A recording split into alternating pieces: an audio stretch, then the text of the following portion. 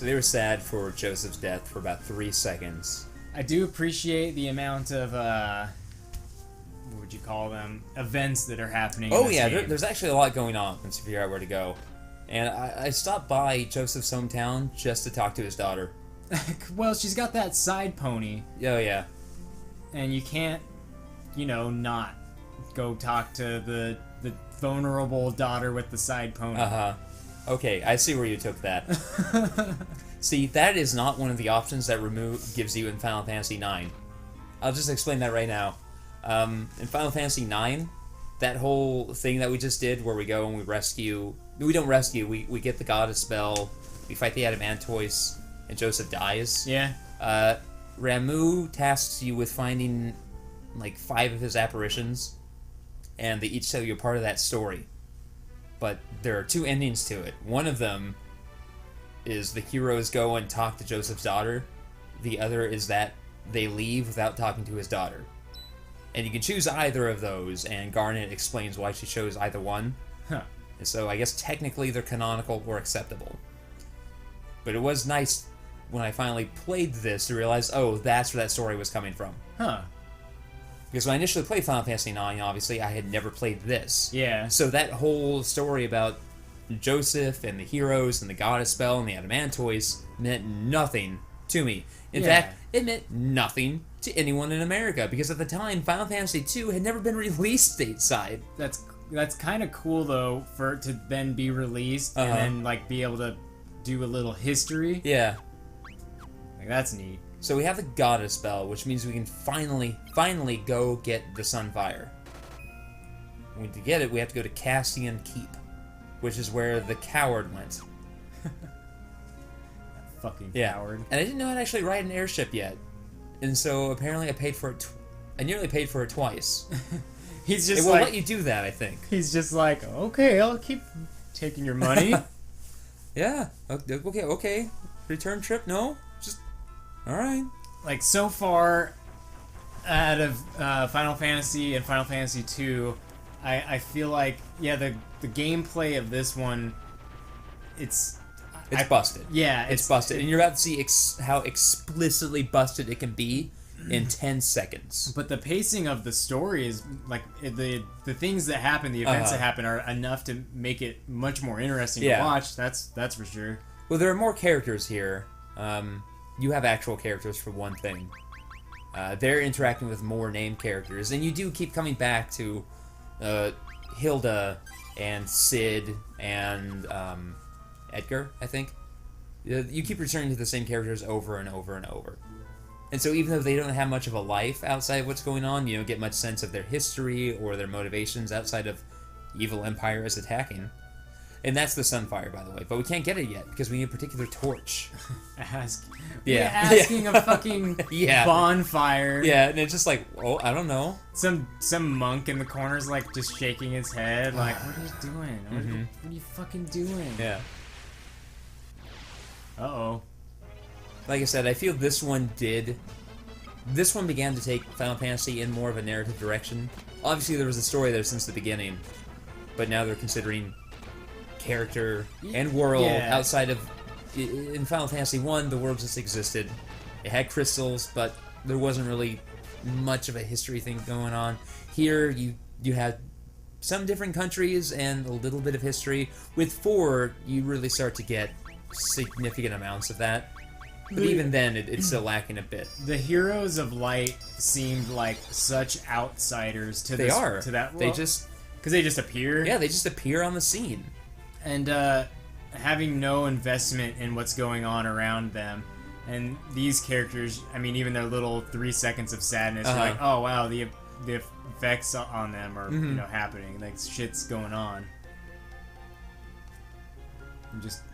So Gordon was actually not Edgar, but it's Gordon who joins you. He's the coward from earlier whose brother was supposed to marry Hilda, but the brother died and gave us the ring, and told us not to tell Hilda that he loves her for some reason, because he wants her to live on and marry someone else.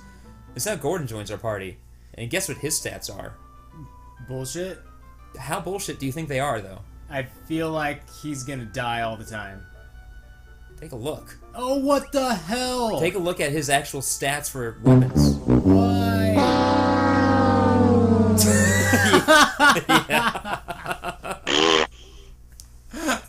Then I leveled him up a bit. Oh, good. I had to. He still looks pretty sad. He's still pretty sad. Everyone's sad. Even his portrait is sad.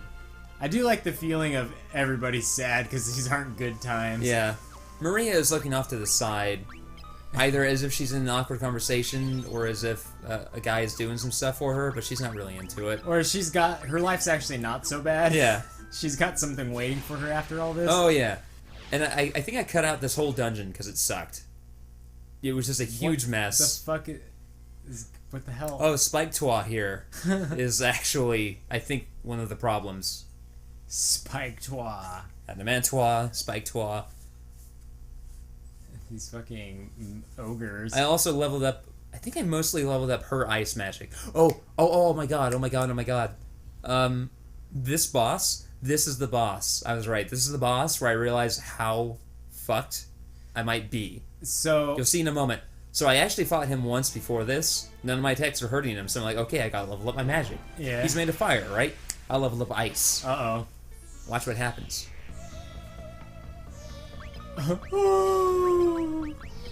Shrieker. Mm-hmm. It's gonna absorb that shit, huh? It's gonna absorb it so hard. It's like, also raised its attack, who knew?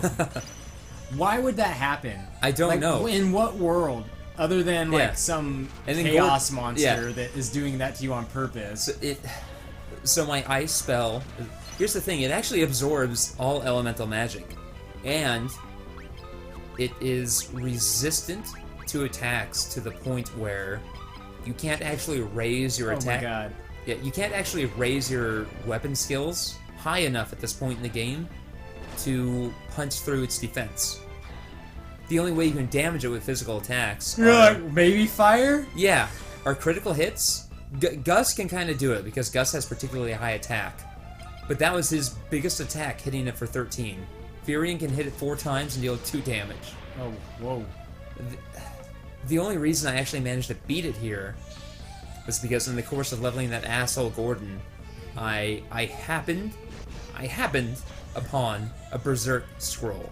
Oh, nice. I just happened to get it off of an enemy. I'm going to use it here in a moment. But I was able to cast that on, I think, Gus and Furion. And that allowed them to consistently put through physical damage. Because Jesus Christ. So, My only other alternative would have been to stumble upon the city of Midian, or Meridian, one of those, and purchase a Holy or Flare scroll, I think. that's crazy. But that's what this game does. Its bosses are just enemies you'll encounter much later in the game, but whose defenses reflect that later stage in the game, so that at this stage in the game, you can't physically hurt them. This isn't any, like... It's like, let's put this boss in here all of a sudden that will just completely halt the players. Just completely halt. Because you can make your way to the boss. I made my way to the boss no problem. Right? I had most of my mana left. I hadn't depleted it, curing myself. I got here without running away from every fight. I was fine. I was feeling real good about myself. I didn't run away from any fights. I felt like a great big man. Didn't get lost. Yeah. But, I could handle the enemies up to this boss, but then I get to the boss itself, and I can't really handle it. And that's fucked up. If you can get to the boss, you're supposed to be able to fight the boss. He might kill you, because you don't know how to fight him. It's like getting to a boss in Bayo, you're like, what are your moves? What are you doing? Yeah. What does my timing need to be? Right? But then once you fight it, you can get past it. Yeah. But because I actually did a soft reset and just like, and fuck gave up. that. Yeah, and restarted. But because this is a purely numbers-driven game, you can get to a boss and not be able to handle it because the developers, in my opinion, fucked up. They just fucked up when they programmed this game and didn't. They made things too strong. The numbers are too high. See, I found a Berserk scroll. I was like, aha. Maybe this will do something. Ah, this fucking game. like And this how is my he whole yells at experience. you. Yeah. Woo! And this was my whole experience recording this. It sounds like a big pain in the ass and a super big bummer. Yeah. This... Like, oh boy, Final Fantasy 2, this will be fun. Yeah, oh. I remember this game being fun. Oh, I don't remember it being like this, though. Because I played this on the GBA while I was in Afghanistan. Played 1, 2, 5, and 6 on the GBA, in fact, while I was in Afghanistan. Get pissed, Furion. Yeah, I get super pissed. And I didn't remember it being this huge pain in the ass. Yeah, it makes you wonder, like, if maybe the GBA version of it, they've adjusted it, or I don't See, know. there he can just hit for 55, now he has Berserk.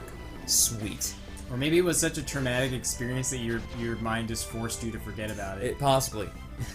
I also didn't have a guide at the time, and this game can be a bit esoteric, so it's also possible that I just wandered around and spent a lot of time, just punching myself. Yeah. And also because I did have a lot of time on my hands at the end of the day, it's possible that I didn't register what a pain in the ass it was just leveling up my abilities, because, hell, I have time to just cast Cure on my party 100 times, Imagine 1,000 times. Imagine if the developers, like, actually they developed it to be like, okay, and they'll have to run around the dungeon until they get the Berserk Scroll. Mm-hmm.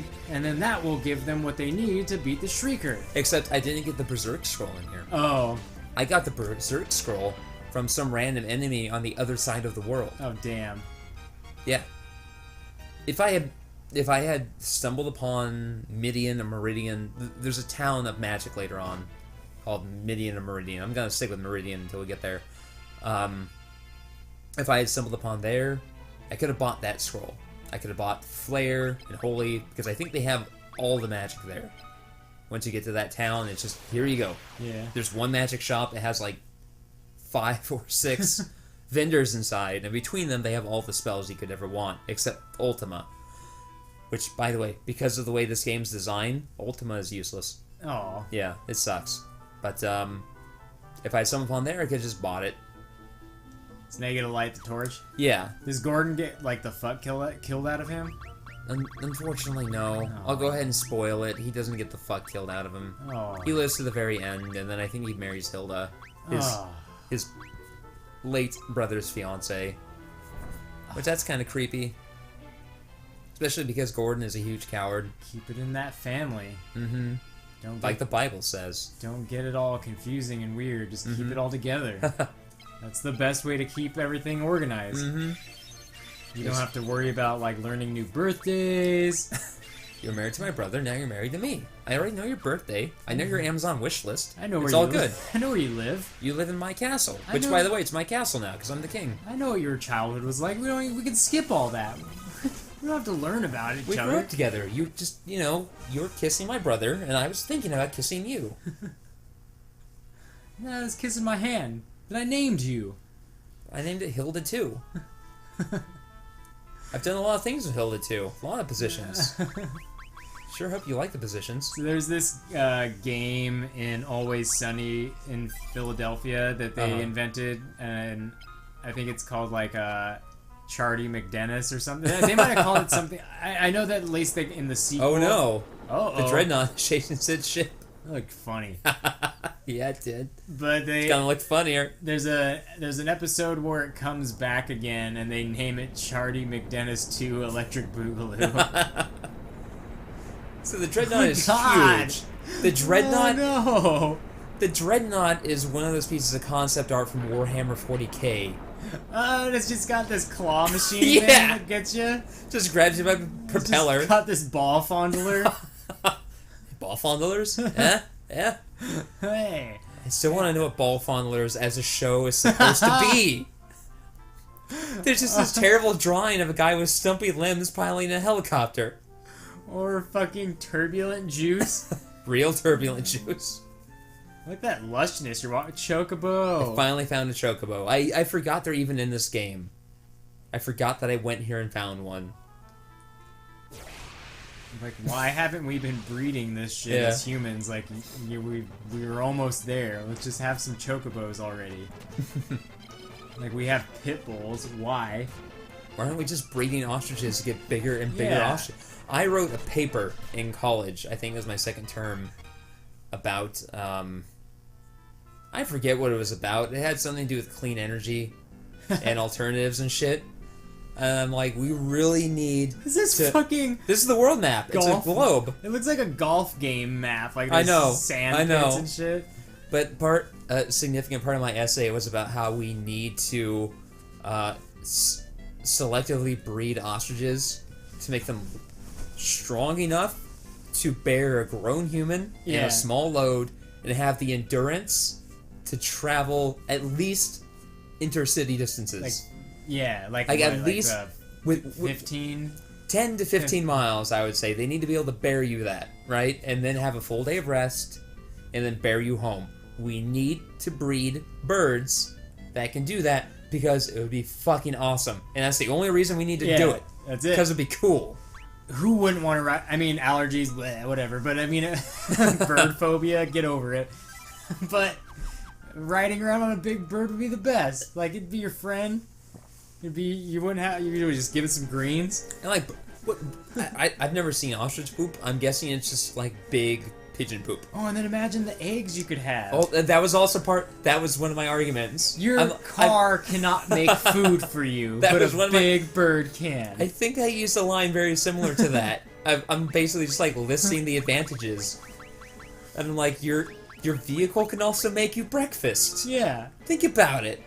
I may have used the line "think about it" once or twice. Think about it. Like, the whole purpose of an essay is to make people think anyway. Yeah. Where you're just like, think about it. Like, the reader isn't. You're like, Well, now I am. Okay. For some reason, they're just undead walking around Dude, on ship. The work conditions of this ship are fucked up if there are zombies Yeah. just hanging out. It's Okay, here's your armor. Here's your arms. one of Here's your training manual. Oh yeah, don't mind the zombies. yeah. It's one of those design decisions that does not, it doesn't add flavor or context to the world, right? Like if you're fighting soldiers or if you're fighting Fucking wraiths. in race, like there's just undead right now. But if you're fighting soldiers or machines of some sort, Yeah. it would make sense, and the world will feel more organic. You'd feel more of a part of it. But you encounter fucking zombies, and you're immediately ripped out of it. I wish it was like Cleanbot. You're like, there's like a robot. Yeah, that, Cleanbot. And you're like just fighting it for Uh-huh. funsies. Or Were Panther, what the fuck? All these knights on here just Uh-huh. have pet were panthers. Oh man, what happened to Scruffy? Oh man, Maria, show me the kneecaps. Mm-hmm. Get me all hot. Well, if we take a look at the sky...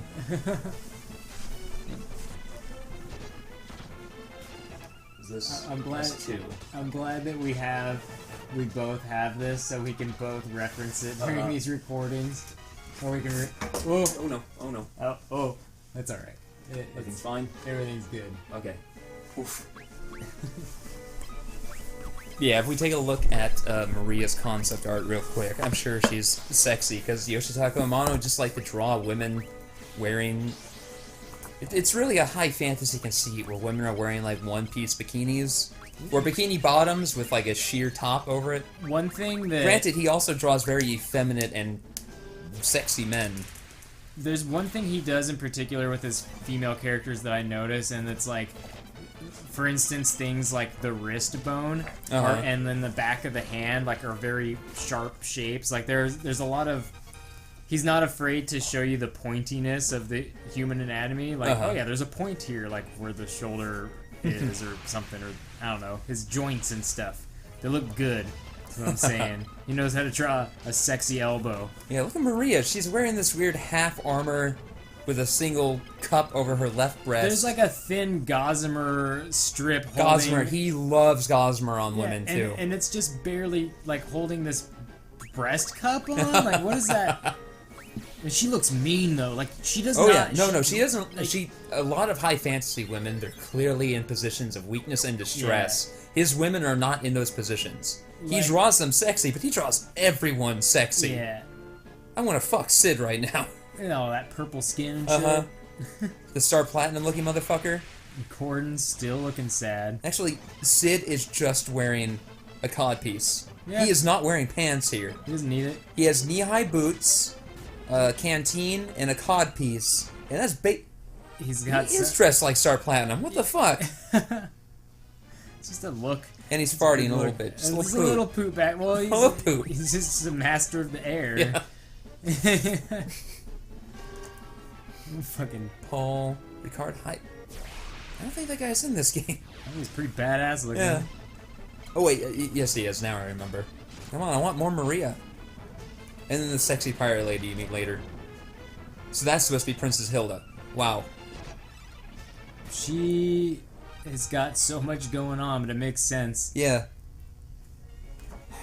Yeah, this book, all these books. Yeah. So basically, I just walk into this dungeon, fighting zombies, getting into fights.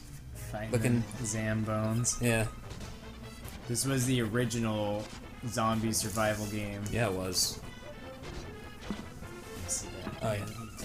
Fucking were-rats. Were-panthers and were-rats pop up a lot. I don't know why. Sexy vampire lady. Just right off the... You turn to any page within your Monos to the Sky, there's a good chance there's a sick-ass beast or a sexy lady. Yeah. Or a badass dude. Granted, the ladies are also badass. It's just they're so sexy it takes a moment to register. Because you're just strucken by their badassness, and you're like, well, there is some sexiness there Like too. that, But on the right. yeah, it's all real cool. Mm-hmm. I want to frame a lot of those, Yeah. but I don't want to destroy the book, so I'm in a conundrum. Yeah. Find some place that just can. Someplace I can basically take a high-quality image or photograph of it and then print it off. Obviously, they had to get his art onto here somehow. Yeah. I'm sure they could reverse engineer the process. Yeah. Oh, I'm finally getting weapons as well. Like, Maria has, I'm giving her a werebane. No, I'm just giving her a bow. But I'm finally starting to find weapons as well. Another problem with this game is weapons are a huge bottleneck. Where some weapon types you just don't find represented. And so you go a long, long time without getting an upgrade for your party. And then when you finally do get that upgrade, you see her damage numbers jump from like 10 or 15 or 20 to hundreds. And you go, wow, if I just had that, I could have handled that last boss with no problems. No problems at all.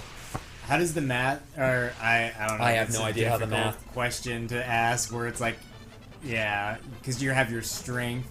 Well, do you even have strength in this game, or is it You just, do. Yeah. You do have strength. But you have skill with the. You have strength, you have the weapon's attack power, and then you have your skill with the weapon. Yeah. I think your skill with the weapon affects how many hits you get per attack, which has some kind of multiplicative effect on how much damage you're doing. And then your strength interacts with your attack power, interacts with the number of hits. I don't know.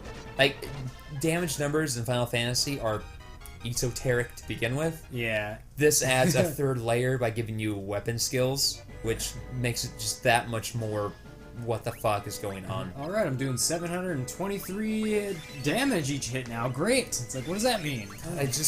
I love Paper Mario so much, because as I've said before, one attack or one defense means one more point of damage or one fewer point of damage received.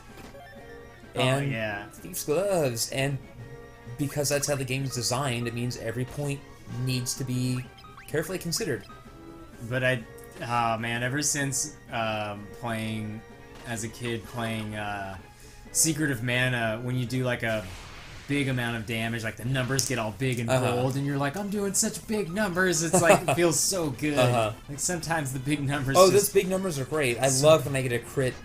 I love when I finally start hitting enemies for 1,000 damage in the Final Fantasy game. That always feels great. I love crits in Final Fantasy VII especially. Oh yeah, they feel good.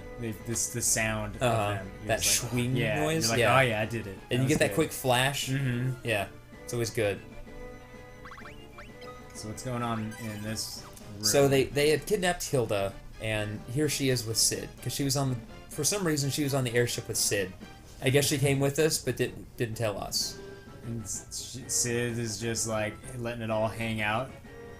Just like, God, I guess he is. He's just wearing his red breastplate, his red breastplate, his knee-high boots, and his fuck me codpiece. He doesn't care. He's just sitting there with his hands on his hips, like, huh? He has too much respect for Princess Hilda, as a queen and as a woman, to be bothering her. But every time one of those fucking guards from the Empire comes by, just hands on the hips, hips out. And he finds the draft in the room. And he is right to it too. Just they turn the corner and check on them, and he's just, you want some of this? He's got like his foot up on a high platform. Yeah. And he's like inspecting his foot or tying his shoes or something. You can just start to see the ball. And he's like, it's really, it's like the cover of that. What's that album? Is it Balls to the Wall? Yeah, the Accept album. Yeah, where you can't see anything, but it's so implied that you can see it, right? You can't actually see Sid's ball, but you can see it. Yeah. Because your mind doesn't need to make any jumps to create that image. And he knows that he knows that you can't, but you, in your mind's eye, you are. He's the master of your mind. And that's how he gets you. He fucking ball mind fucks you. And then later that night, when you're trying to go to sleep, you're just seeing the cusp of his ball. You're like, fuck, I gotta see the whole thing. He's got this strong musk. So now that image, that drawing, that illustration we just looked at of Sid, that was probably drawn with musk. Yeah. Just pure musk was on that page. And so every time, now you have this like association with his smell and thinking about his balls, and he knows it. So every time he enters a room or something and you catch a whiff of him, he's like, now I know you're thinking about my balls, aren't you? Yeah. And you're like, no, get out of my mind, Oh, Sid. yeah. This might sound a bit crass, but it's like whenever I smell a perfume or a scent, which is similar to the scent the first woman I ever had sex with was wearing. Yeah. Oh, it's an immediate like, oh, yeah. I gotta get away from everyone for a moment. I will occasionally in public just run into ex-girlfriends' perfumes, and it's like scent is such a strong tie to memories. Yeah. It's like, ah, damn it. What am I gonna do with this this teenage boner? It's boner. Isaac Clarkson boner. God damn it. I watch that once in a while. It's fun. It's just like, fun to watch. I like how you talk about how you don't like to. She doesn't like to feed the children because it gives them less boners, and just the idea of malnourished young boys not having the energy to actually have boners. That's such a fucked up thing. It kind of reminds me of that. What stunners? What's that? Oh god, what's that comic? It's really. It's all drawn in a really gross style. I think there's 3 of them in the book. But the story is basically the guy and his friend, like... Oh, are you talking about Basil or... I think it's one of those. It's either Basil, Suckle, or... It's one of those 3, yeah. Yeah. But at the end, basically, the protagonist is in a room. Yeah. Because there's nothing but women on the planet, but they need the men to jerk off for them. Is that... There's Suckle, there's... Fuck. I can't remember. Yeah, the trilogy. Now I gotta look it up because it's gonna bug But basically that image at the very end where he's just God. skin and bones and doesn't even have the energy to get any erection now. Yes. I've only read that comic once because it's so fucking disturbing. I let a friend borrow it, and I was like, here, read this, and she's like, all right, and then, she was like, dude, like she just brought it back to me, and like all she said was, dude. Yeah, it's pretty fucked up. It must be Basil because this is Suckle and that's not. Okay, yeah. But it's part of it. Yeah, it's Dave Cooper. Yeah. So for anyone listening, check out some Dave Cooper. Oh god, comics. I opened this chest and there was a Hilgaigus inside, and I'm doing 0 damage to it. Is that a female? I think it's male. He just has he just has some pecs going on. Just some pecs. I kind of wish it was a female. Yeah. And so basically I have to imply the strategy I employed with the Shrieker boss, except this guy's hitting for way more damage, and I don't know if I can actually do this. And Gordon is just fucking out. Like, I'm done. It just immediately. He just got punched in the liver and took a knee. Ooh! Also, a problem with these earlier games, damage numbers, all over the place. I've seen Furion just now get hit for 360 damage or 100. Oh, wow. You know what would be a great mechanic in a game is, so Gordon is the coward, right? Imagine if he takes a hit and it was like he's down to 130, but he just acts like he's knocked out. Oh yeah, and so you have to wake him. There is something similar to that in a Resident Evil game. I watched a small playthrough of it, which is the only reason I know this. But in Resident Evil, I think Outbreak, it was the first like online multiplayer Resident Evil game. Yeah. For like the PS2, so it didn't work out very well. But I didn't even know there were any. Yeah, they're not good. That's the thing. But one of the characters is a coward, and every character has a special ability, and his ability is he can play dead, and so zombies will just leave him alone for a while. Huh. So like if he's in a bad spot, he can just play dead and then wait for the zombies to fuck off, and then just get back up and get back to it. Oh wow. Yeah. It's like Gordon's health is like 130 out of 492, but it's like kind of grayed out. Yeah. And everyone thinks he's knocked out, and so he just doesn't get attacked for a while. Ow, I bit my tongue with my molars. That's always weird. That is weird. And it hurts so much. It hurts the most. Like, you bite your tongue with the tip of your teeth, like, oh, whatever. But there's so much pressure back there, because that's what they're built for. And you can control the front teeth, like, you're like, oh, I better stop. Yeah. But the back ones, they got some, like, they just go. Yeah. But they're built to just destroy nuts and roots, so your tongue doesn't stand a chance. That'd be great if Gordon had an ability like that. Or if that was just part of some job you could get, like play dead. I wish that was just a passive ability, because Like, and then you can, because everyone who has played an RPG, and if you're watching this, you've played an RPG. You've run into the position where a character's at critical health, and you need to heal them up. But before you can get anything queued up on them, they just get hit, and they're done. And then you waste a healing item. That would be a really cool mechanic, actually. It's like, dude, just lie there and I will throw potions at you, but no one will attack you. Just fucking face down for a minute. Like, okay. Then, like, once you get healed, or I guess it's once you get healed, like, suddenly you're back on your feet, because, the enemy knows that you're not dead, because obviously the potion worked on you. That's the conceit, right? And this is a weird, small labyrinth within the labyrinth, where there are these guards posted everywhere, and you can fight your way through them if you're strong enough.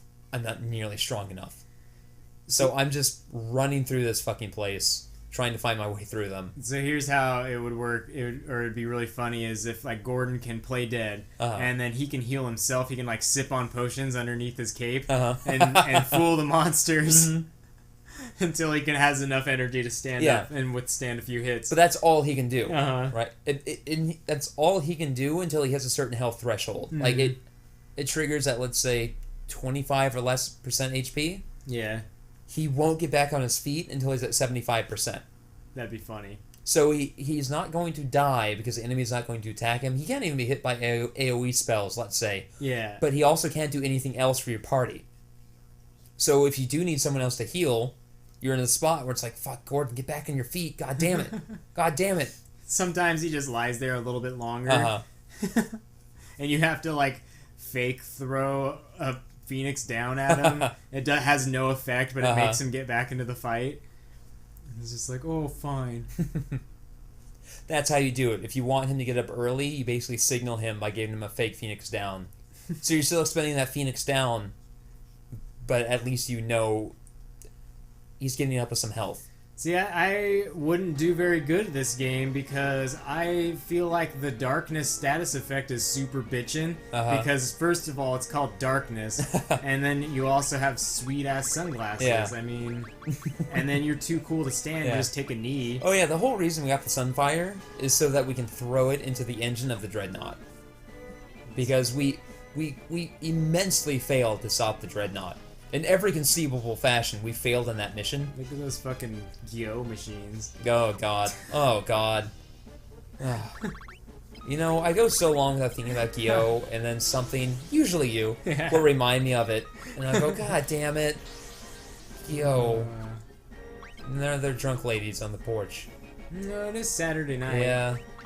And the feeling's right. But yeah, so we went through the whole quest for the Sunfire, which is almost an Iron Maiden song. To throw it into the engine of this thing. Does it fuck it up or something? Or? Oh yeah. Apparently the engine runs on Sunfire, but it needs to be controlled, and by throwing just raw Sunfire into there, The engine just gets It's like fucked. dumping a pint of gasoline into the engine of your car, just right Basically, on yeah. top of it. Yeah. Oh no. Let's catch Sid's airship. Yeah, let's get the fuck out of here. And so they start to realize that the Dark Knight is probably Maria's brother Leon, whom I named Dix. Oh, good. Yeah, because he's a dick. Oh man, we're gonna get some dicks tonight. Yeah, we are. Mm-mm. Mm-mm. Fucking get a big ol' handful of dicks in each hand. Just gonna double fist some dicks. I'm probably gonna get 2 for sure. Mm-hmm. I usually hit 1 is enough, but I feel insatiable today. Uh-huh. I'm glad that they're walking you out because Yeah. Oh yeah. When they got there, I was afraid this is gonna be one of those timed events where I need to get out of this fucking place in like 5 minutes, but it's a huge labyrinth, and I don't want to do it. I just don't wanna. I done wanna was my motto until the end of from Final Fantasy 1, the very start to the end of Final Fantasy 4 was my motto. Just, I gotta do some recording. I don't wanna.